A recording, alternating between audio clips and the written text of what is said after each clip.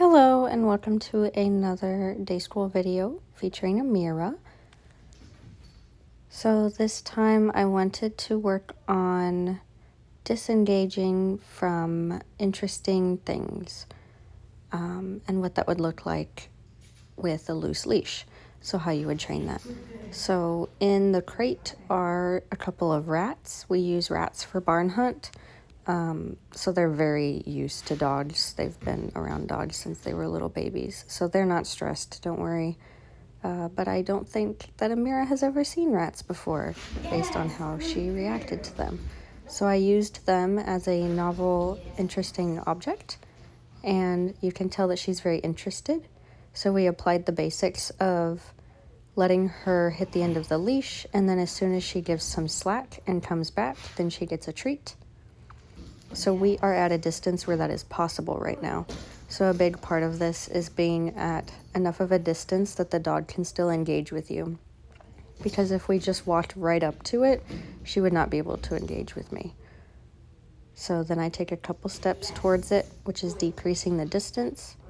And then she disengages on her own, and she gets food for that. So every time she pulls towards the interesting thing, I stop and I wait and I hold that leash pressure that she turned on. And then as soon as she turns around, I give her a treat for coming back to me and re-engaging with me.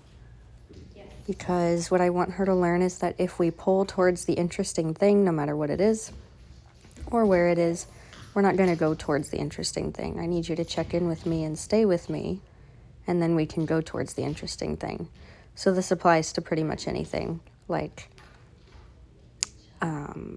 a food bowl or a fun smell outside at the base of a tree or a bench or a friend, whether it's a human or another dog.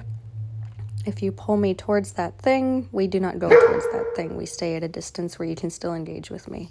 And then you slowly decrease the distance. So she walked with me towards the rats, and I let her investigate.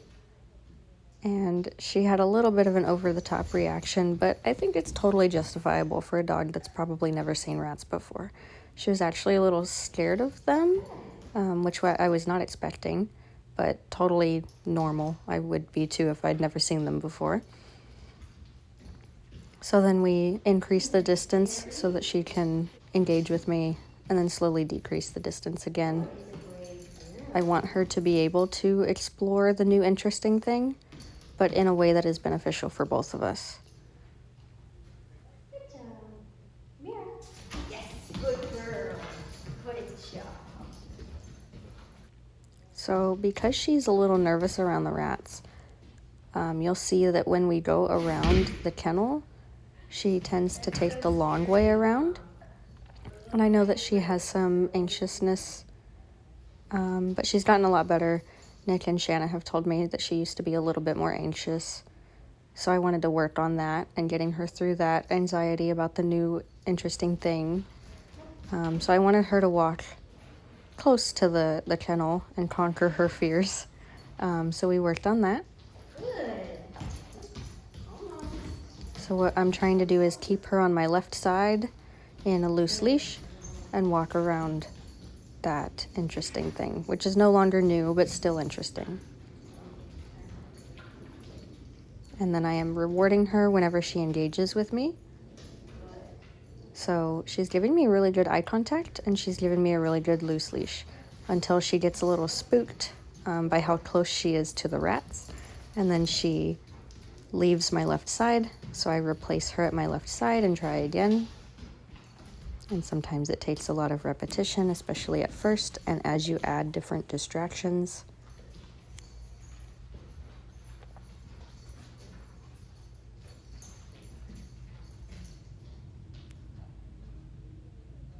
So since she took quite a few repetitions of getting her back to my left side that time, I went at a distance where she was comfortable, and I kind of just stood there and let her chill out for a moment.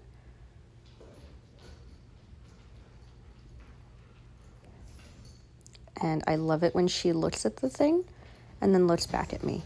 That's wonderful. That's what I would like to see on walks.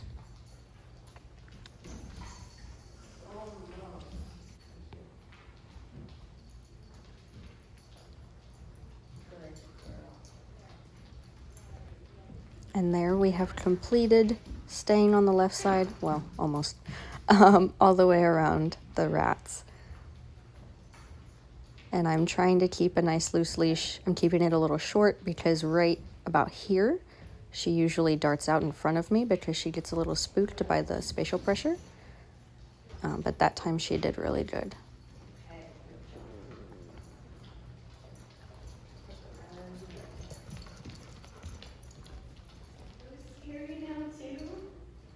And then she was spooked by the cones that I put out, probably because I put something out and that was spooky, the rats. And so she's a little unsure of whatever I'm gonna put out right after that. I kind of just let her figure it out on her own. She's pretty silly. But very quickly she realized that they were no threat. And there were no rats inside of the cones.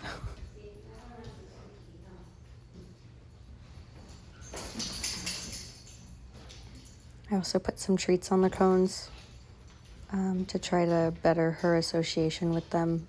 She had a little trouble finding the treats, but that's all right. So I'm pairing a positive reinforcer with something that she sees as scary to hopefully change her association of that scary object. Amira. There you go. Good job. Because I am going to utilize these cones for loose leash walking, so I don't want her to be scared of them. Just hanging out. Good girl.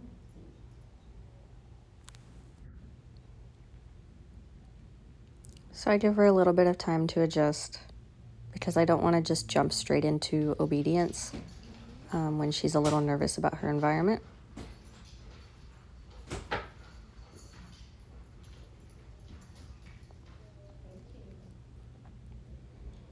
Good catch. I treat her for re-engaging with me and I toss it at her and she catches it. She's actually pretty good at catching treats.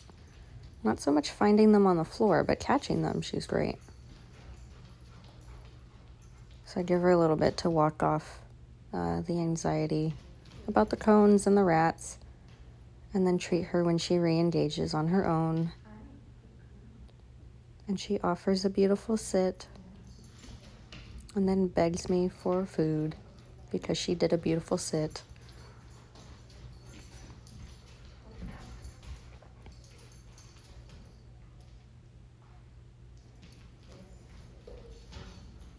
So that was all leash pressure. She got out of position, so I used leash pressure. She's still a little, her brain's a little bit all over the place, so I'm still looking for engagement and rewarding when she gives me that engagement.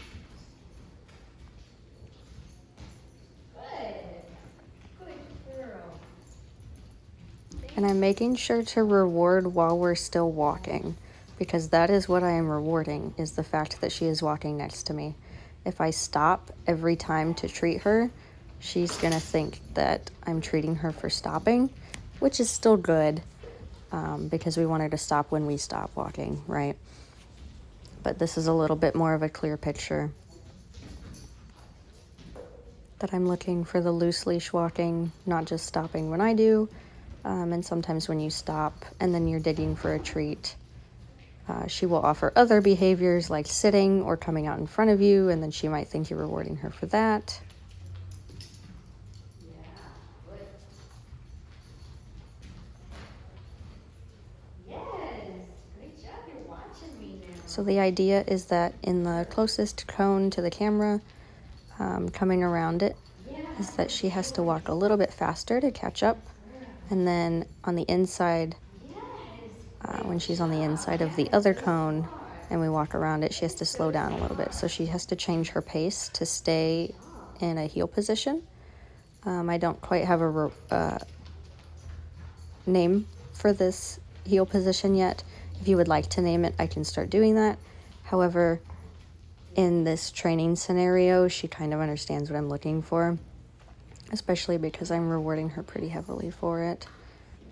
So the difference between that and having a command for a heel is that if she is in a heel command, we are focused primarily on her staying in that position.